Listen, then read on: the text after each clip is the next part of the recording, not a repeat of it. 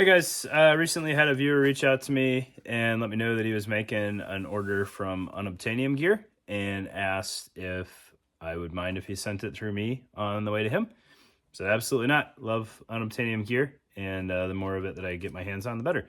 So I got a whole goodie bag of stuff, but kind of the main piece that I don't think I've covered before will be the drip placard. But I think I've got 5 total pieces of unobtainium stuff to look at, plus a surprise piece. So stay tuned. We'll get it all on the table and kind of walk you through a little bit more than what I've covered in the past. All right, so looking at this kind of goodie bag from Unobtainium Gear that a viewer was nice enough to send my way on the way to him so we've got a handful of pieces here, and I'll just kind of run through them real quick so you guys know what they are and how much they are, since I've got the invoice handy. All right, so I'm fairly positive I've done a video in the past on the low-vis chest rig. It's a split front chest rig. You can use it as a cummerbund on a plate carrier. All sorts of unique features on it, but I'm almost positive I have a standalone video on that. So the low-vis chest rig is $104, and that comes with kind of a rudimentary harness system for chest rig use. That does not include this Molle panel on here. This is $26, but it covers the front Velcro portion on the split front and gives you the ability to add ATAC or something like that if you want to on there.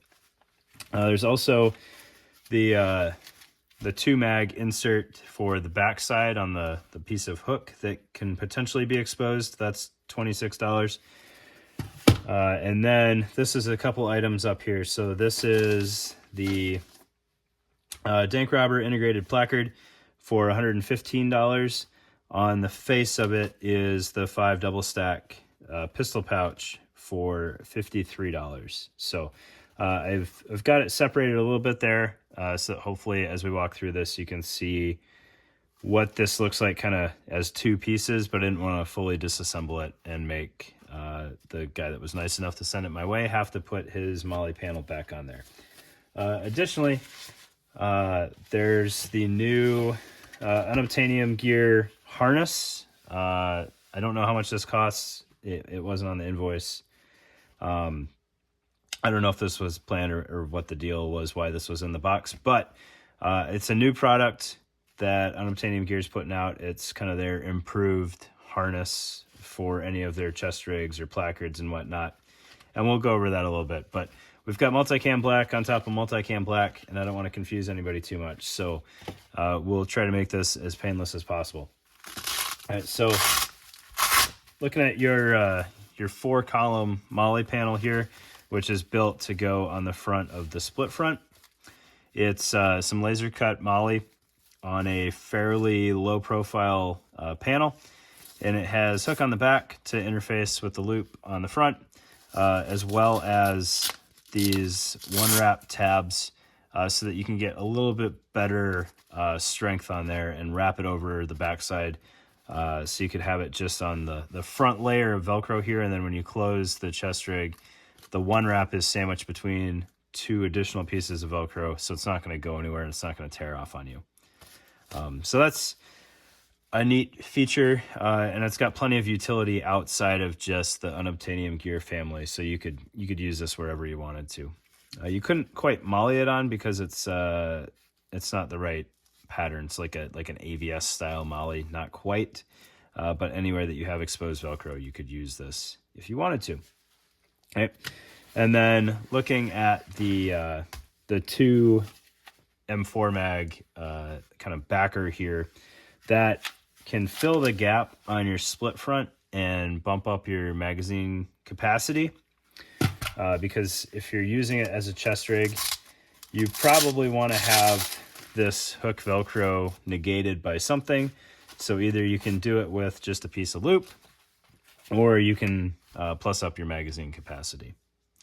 It would be kind of neat, but it would also kind of defeat the purpose if you had some Velcro on both sides so that you could sandwich it between those layers of chest rig, but then I think you'd still end up with hook being exposed on the back, which again is not super ideal. The low-vis chest rig, I have done a video on in the past. I'll maybe link it, maybe not. I don't know. You guys know that I'm not the greatest at totally finishing these products. But I do have a video. Go check it out. I'm a big fan of this thing and the capabilities that it has to offer. I will say in the past, I think the Unobtainium Gear hardware was one of the areas that I commented on that I don't believe it was ITW. And it appears I still don't know if they are ITW. Let's see here. Made in the U.S. Not sure if it's ITW. I think it is, but it feels like a much higher quality buckle if it's not ITW. So kudos to Unobtainium Gear for improving their buckles over time as they kind of stepped up their gear game a little bit. So big fan of that, especially with the new hardware. It'll play better with other things too. You can use the hardware with other host platforms. Looking at the harness that I'm not sure exactly how it got in here. It's an interesting material. It's not webbing. It is laser cut bulk fabric, if you will. But it's not straight Cordura. I'm not sure what this is. Some sort of laminate or something. I lose track of these hip new materials. But it does have a little portion of Molle there, so you could mount push-to-talks or potentially a pistol mag or something like that over the buckle. It would have been nice to see kind of that just go up a little bit higher. Either run a little bit further or shift it up a little bit so that if you're doing like comms routing or something, you can really kind of get to the top of the antenna before you marry it to your strap. Just to keep stuff from poking you in the face. It is a H-harness design. Looks like it's got a pretty decent angle on it for comfort's sake, so shouldn't be digging into the sides of your neck or anything without being so wide that it's not going to fit skinny dudes. And then you've got plenty of adjustment on the back and room to police up your strap however you need to. So I think it's a pretty good harness. Again, I don't know the price on it, so my opinion probably wouldn't be wildly swayed, but there's a lot of harnesses out there. So if it's exorbitantly expensive, you can get similar things from other vendors. I would assume it's fairly priced, and if you're buying Unobtainium Gear stuff, you would go ahead and throw this on there and not really lose out on anything. All right, looking at the Dank Robber integrated placard, I think is what it is, the drip placard. It is at the core, it's his sleds placard for 3 M4 mags with Molle faces on them. I recently, I think, did just a reel. I don't think I did a YouTube video on the AVS placard. The one I had was a prototype, so it didn't have Molle on the face, but that was really the only difference. These sleds placards are amazing. The Tegris makes a huge difference. You can re-index the mags very, very easily without adding any kind of bulk. So it's still all of the functionality of an elastic placard, plus you can re-index mags. And then these have the Molle on the face, which I didn't have any heart pain that my prototype didn't have Molle, because I think it makes a super awesome, just slick placard. But the Molle works out well when you pair it with this 5-cell pistol pouch. It's odd number of columns. It's, three columns. It's really in like a 5-column footprint. So this mates up to it really nicely. I'm usually not a fan of odd Molled footprints, but this works out well. And then these are all elastics. So you're not necessarily restricted to pistol mags only. You could get away with 2 or 3 pistol mags if that's something that you wanted, and then flashlight, multi-tool, or small bundles of chem lights or whatever. So in the past, when I've had things that had a lot of pistol mag space on the front of them, I wasn't a huge fan of.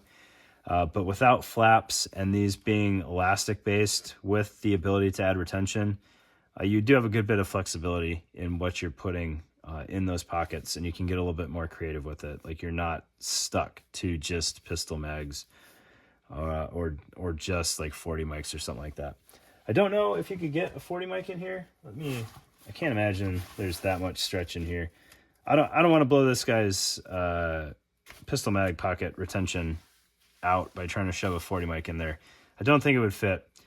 There might be small enough flashbangs, I'm not sure, or like initiator setups would fit in there pretty cleanly if you had a chunk of shock tube and a couple of caps. I think you could get those in there fairly well. So that it's a neat pouch, standalone pouch. I don't know if I'd have a need for it. The standalone Molle, I don't necessarily know if I'd have a need for it, but together I think it makes a nice clean setup and it integrates well. On the sides of the placard, it's kind of a trademark of Unobtainium Gear, the way they do these side pockets. I don't know if it's totally for me, but he's got kind of this one side that's kind of configured for a radio pocket, and I think you could get a commercial Motorola in there. Otherwise, you get Baofangs in there just fine, and then you've got a side release buckle for top retention and bottom retention on there with the elastic loops. I think that'll show up all right, maybe. And then on the other side, you have a slightly different pocket. So you've got this kind of built-in bottom retention and then a top loop, and you can tighten up from the side with this shot cord here. So that would be more of like a munition-oriented pouch, whether it be flashbang or you shove a smoke grenade in there. But a lot of the like hobbyist munitions, some of the commercially available smoke grenades and whatnot will fit in here much better than a full-size M18 smoke grenade will. And then on the sides, you've got the capacity. It looks like he added some extra capability here, so I think you could get tubes on there or side release buckles, depending on what you're doing with that kind of added laser cut tab there.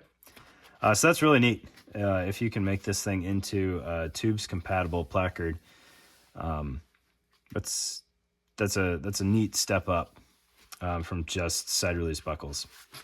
Looking at the back of it, it is hook backed, so you have your Velcro there to cover that up if you're using it as a chest rig.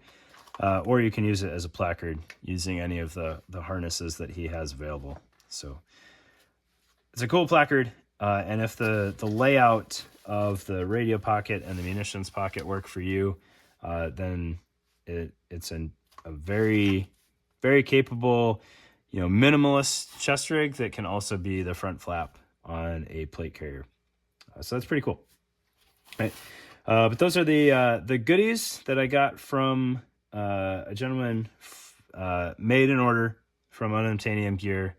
It took a pit stop at my house, and it's going to go to him. So hopefully that removes the bias. Again, got this stuff for free, but it's not mine to keep. So I'm going to push it back out to the gentleman that ordered it. Huge thanks to him for doing that.